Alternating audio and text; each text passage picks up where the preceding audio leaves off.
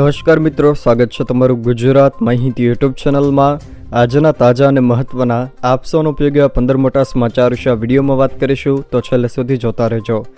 આજના સૌથી પહેલા સમાચાર વિશે વાત કરીએ તો અમૂલ ડેરી બાદ મધર ડેરી અને બરોડા ડેરીએ પણ દૂધના ભાવમાં વધારો કર્યો છે।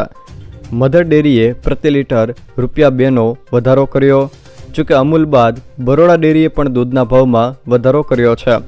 અમૂલ અને મધરના પગલે બરોડા ડેરી પણ હવે ચાલી છે। તેઓએ પણ દૂધના ભાવમાં પ્રતિ લીટર ₹2 નો વધારો ઝીક્યો છે। જોકે અમૂલ દૂધના ભાવમાં પ્રતિ લીટર ₹2 નો વધારો કરાયો હતો, જેમાં અમૂલ ગોલ્ડ, અમૂલ શક્તિ અને ટી સ્પેશિયલના ભાવ વધ્યા છે। ત્યારબાદના મહત્વના સમાચાર વિશે વાત કરીએ તો ખેડૂતોને કમોસમી વરસાદની સહાયને લઈને મોટા સમાચાર સામે આવ્યા છે।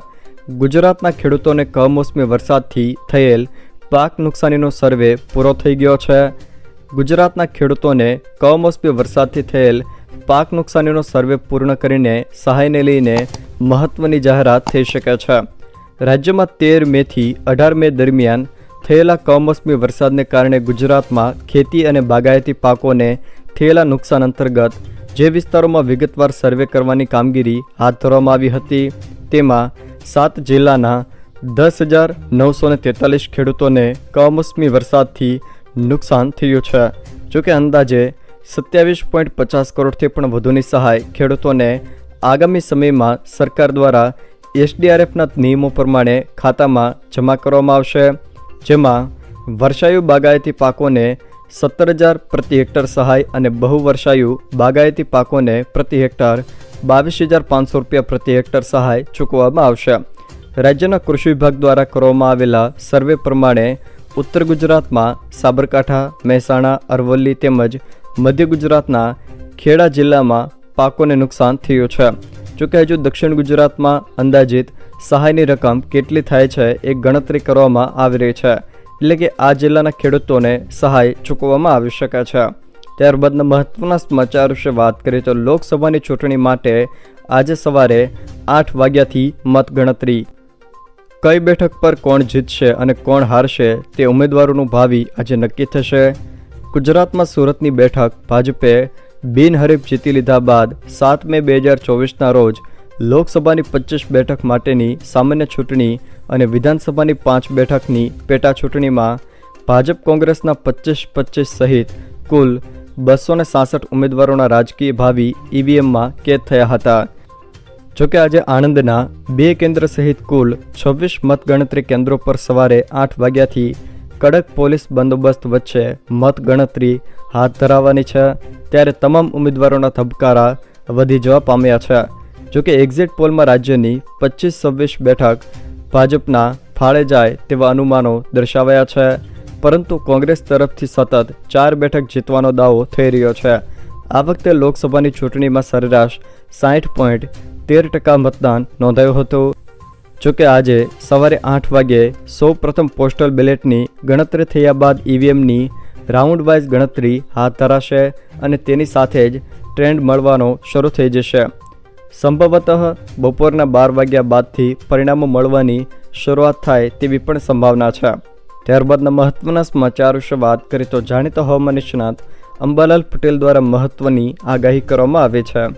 6 જૂને રોહિણી નક્ષત્રમાં ઉત્તર મધ્ય ગુજરાત અને સૌરાષ્ટ્રમાં વાવાઝોડાની શક્યતા તેઓએ વ્યક્ત કરી છે। 40 કિલોમીટરની ઝડપે પવનની સાથે વરસાદ થશે। 4 જૂને કચ્છના વાતાવરણમાં પણ પલટો આવશે। ઉત્તર દક્ષિણ ગુજરાતમાં વાવાઝોડું અને છૂટાછવાયા વરસાદની શક્યતા તેમણે વ્યક્ત કરી છે। અરબ સાગરમાં 10 થી લઈને 12 જૂન દરમિયાન લો પ્રેશર બનવાનું હોવાથી 12 જૂન સુધી દક્ષિણ મધ્ય ગુજરાતમાં ભારે વરસાદ પડી શકે તેવી શક્યતા પણ તેમના દ્વારા વ્યક્ત કરવામાં આવી છે। ત્યારબાદના મહત્વના સમાચાર વિશે વાત કરીએ તો સોના ચાંદીના ભાવમાં ભારે ઘટાડો થયો છે। સોના અને ચાંદીના ભાવમાં ફરી એકવાર ઘટાડો જોવા મળ્યો છે, જેમાં 24 કેરેટ સોનું ₹951 સસ્તું થઈને ₹71,405 પ્રતિ 10 ગ્રામ થઈ ગયું છે। જોકે 22 કેરેટ સોનું ₹65,407 અને 18 કેરેટ સોનું ₹53,556 પ્રતિ 10 ગ્રામ પર આવી ગયો છે, જ્યારે ચાંદી ₹3,499 સસ્તી થઈ છે અને હાલ ભાવ સીધા 88,950 રૂપિયાના સ્તરે પહોંચી ગયા છે।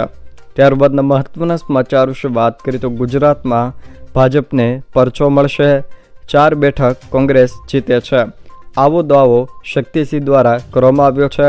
કોંગ્રેસ અધ્યક્ષ મલ્લિકાર્જુન ખડગેએ વિડીયો કોન્ફરન્સ વડે ગુજરાતમાં કોંગ્રેસના નેતાઓ સાથે પરિણામને લઈને ચર્ચા કરી હતી, જેમાં ગુજરાત કોંગ્રેસ પ્રમુખ શક્તિસિંહ ગોહિલે દાવો કર્યો છે કે ગુજરાતની 4 બેઠકો કોંગ્રેસ જીતી રહી છે। આ સિવાય 12 બેઠકો પર કાંટાની ટક્કર છે। તેમણે કહ્યું કે આ વખતે ગુજરાતની જનતા ભાજપને પરચો દેખાડશે, તો બીજી તરફ ભાજપ આ વખતે પણ ગુજરાતને ક્લીન સ્વીપ કરવાનો દાવો કરી રહ્યો છે। ત્યારબાદના મહત્વના સમાચાર વિશે વાત કરીએ તો જિગ્નેશ મેવાણીએ મોટું એલાન કર્યું છે। દલિત આગેવાન અને એમએલએ જિગ્નેશ મેવાણીએ મોટું એલાન કર્યું છે, જોકે 48 કલાકનું અલ્ટિમેટમ આપ્યું છે। જો ભાજપના એમએલએ ગીતાબા જાડેજાના પુત્ર ગણેશસિંહની ધરપકડ નહીં થાય તો 48 કલાકમાં જૂનાગઢ બંધની ચીમકી આપી છે। સાથે ગોંડલમાં દલિત અસ્મિતા સંમેલન યોજાશે તેવું પણ જણાવ્યું છે। તેઓએ કહ્યું કે સરકાર એમએલએના પુત્રની છરબી ઉતારવા તૈયાર નથી। તેમણે કહ્યું કે ભાજપના શાસનમાં દલિતો પર અત્યાચારની 1 વર્ષમાં 51,000 ઘટનાઓ બની છે। ત્યારબાદના મહત્વના સમાચાર વિશે વાત કરીએ તો હવામાન વિભાગ દ્વારા ગાજવીજ સાથે વરસાદની આગાહી કરવામાં આવી છે। જોકે હવામાન વિભાગની આગાહી વચ્ચે સાપુતારા સહિત ડાંગ પંથકના વાતાવરણમાં પલટો આવ્યો હતો। બીજી તરફ અમરેલી જિલ્લાના વાતાવરણમાં પણ પલટો આવતા ધારી ગ્રામ્ય બાદ ખાંભાના ગામડાઓમાં તેમજ શાપર વેરાવળમાં ભારે પવન અને ગાજવીજ સાથે વરસાદ થયો હતો। જોકે હવામાન ખાતા દ્વારા તારીખ 8 અને 9 જૂનના રોજ રાજ્યના કેટલાક વિસ્તારોમાં વરસાદની આગાહી કરવામાં આવી છે। ખાસ કરીને દક્ષિણ ગુજરાત અને મધ્ય ગુજરાત તેમજ સૌરાષ્ટ્રના કેટલાક વિસ્તારોમાં વરસાદની આગાહી કરવામાં આવી છે, જેમાં 8 તારીખે ગીર સોમનાથ, છોટાઉદેપુર, નર્મદા, તાપી, ડાંગ, નવસારી અને વલસાડ આ જિલ્લાના છૂટાછવાયા સ્થળોએ ગાજવીજ સાથે હળવા વરસાદની આગાહી કરાઈ છે। તો 9 તારીખે જૂનાગઢ, ગીર સોમનાથ, અમરેલી, ભાવનગર, પંચમહાલ, દાહોદ, છોટાઉદેપુર, નર્મદા, તાપી, ડાંગ, નવસારી અને વલસાડ આ જિલ્લાના છૂટાછવાયા સ્થળોએ હળવા વરસાદની આગાહી કરવામાં આવી છે। ત્યારબાદના મહત્વના સમાચાર વિશે વાત કરીએ તો પશુપાલકો માટે સારા સમાચાર આવ્યા છે। બરોડા ડેરીએ દૂધના ભાવમાં વધારો કર્યો છે, જેમાં પ્રતિ કિલો ફેટ પર ₹30 વધાર્યા છે। આથી પશુપાલકોને પ્રતિ કિલો ફેટનો ભાવમાં ફાયદો થશે।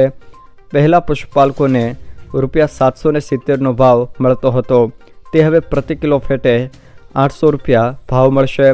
ડેરીએ વેચાણ ભાવમાં 3.12% અને ખરીદ ભાવમાં 3.90%નો વધારો કર્યો છે। બરોડા ડેરીની બોર્ડની મિટિંગમાં આ નિર્ણય લેવામાં આવતા પશુપાલકોને મોટો ફાયદો થશે। જો મિત્રો આ વિડીયો તમને પસંદ આવ્યો હોય તો વિડીયોને લાઇક કરો, તમારા મિત્રો સાથે શેર કરો અને જો તમે અમારી ચેનલમાં નવા હો તો ચેનલને સબસ્ક્રાઈબ જરૂર કરજો, જેથી મારા આવનારા તમામ વિડીયોની માહિતી તમારા સુધી પહોંચી શકે।